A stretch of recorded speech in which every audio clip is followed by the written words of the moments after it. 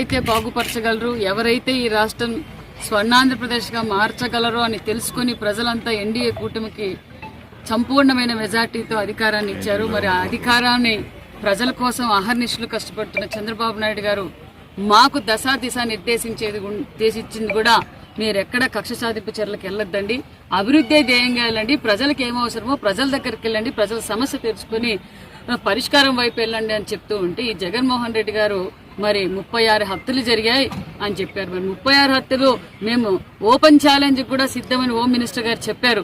అయ్యా జగన్ రెడ్డి గారు, పులివెందుల ఎమ్మెల్యే గారు, మీ 36 మంది ఎఫ్ఐఆర్లు తీసుకొని మా దగ్గరికి రాండి, మేము చర్చించడానికి సిద్ధంగా ఉన్నాం, సమస్య పరిష్కారం పోదామంటే జగన్మోహన్ రెడ్డి గారికి ముఖం లేక అసెంబ్లీ జరుగుతోంది. గతంలో ఓడిపోయిన రోజు నుంచి చంద్రబాబు నాయుడు గారు గత 5 సంవత్సరాలుగా ప్రజల కోసం పోరాటం చేశారు. అసెంబ్లీలో తెలుగుదేశం నాయకులు కూడా పోరాటం చేశారు. మరి ఇదే జగన్మోహన్ రెడ్డి గారికి అసెంబ్లీలోకి వచ్చి చర్చించి ప్రజల కోసం పోరాటం చేయకుండా ఢిల్లీలో పోయి నిరసన తెలియజేస్తే ఎవరు పలకరుతారు? అది సమస్య పరిష్కారమా?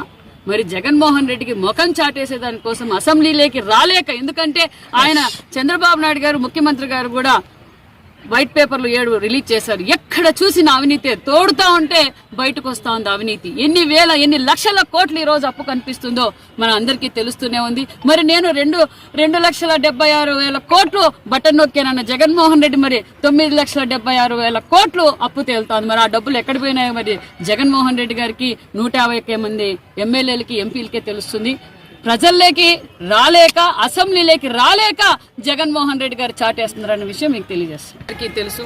అందుకే గత 45 రోజులుగా పెనుగొండకి ఏ విధంగా అభివృద్ధిలోకి తీసుకెళ్లాలి, ఏ విధంగా అయితే ఎంతో చరిత్ర కింద పెనుగొండ రూపురేఖలు మార్చాలనే సంకల్పంతోనే మున్సిపల్ మినిస్టర్ గారితో మాట్లాడాం. అదేవిధంగా ఆయన కూడా కొంచెం నిధులు కూడా కేటాయించారు. అదేవిధంగా డివైడర్ మధ్యలో ప్లాంటేషను, ఒక పక్క లైటింగ్, ఒక పక్క జూనియర్ కాలేజీ గ్రౌండ్ కూడా అభివృద్ధి చేయాలని సంకల్పంతోనే ఈరోజు ఇక్కడికి కూడా వచ్చాం. ఇవన్నీ ఏర్పాట్లు కూడా చేస్తున్నాం. అదేవిధంగా ఎందుకంటే ఇక్కడ అనేక మంది వాకింగ్ వస్తుంటారు, క్రీడాకారులు కూడా చాలా మంది ఉన్నారు, చాలా ఇబ్బంది పడుతున్నారు అనే విషయం కూడా మాకు తెలుసు. ఆ ఉద్దేశంతో దీన్ని అందరికీ ఉపయోగపడే విధంగా మంచి వాతావరణంలో వాకింగ్ చేయడం వల్ల ఆరోగ్యాలు కూడా బాగుపడతాయి, ఒక మనశ్శాంతి, ఒక ప్రశాంతత కోసం ఇక్కడికి వస్తారో అవన్నీ ఏర్పాట్లు కూడా చేస్తున్నాం. అదేవిధంగా నేను పెనుగొండ మున్సిపాలిటీ ప్రజలందరికీ తెలియజేసేది ఒకటే, మీరు అందరూ మాకు సహకరించండి. ఖచ్చితంగా మీరు ఏమైతే అనుకున్నారో అవన్నీ మేము నెరవేరుస్తాం. నేను ఇక్కడ ఇచ్చేసిన షాపు ఓనర్స్ కావచ్చు, ఇక్కడున్న ప్రజలందరికీ మీరు కూడా బాధ్యత వహించండి. ఎక్కడ పడితే అక్కడ చెత్త వేయకుండా చాలా చోట్ల డస్ట్బిన్లు కూడా ఏర్పాటు చేశాం.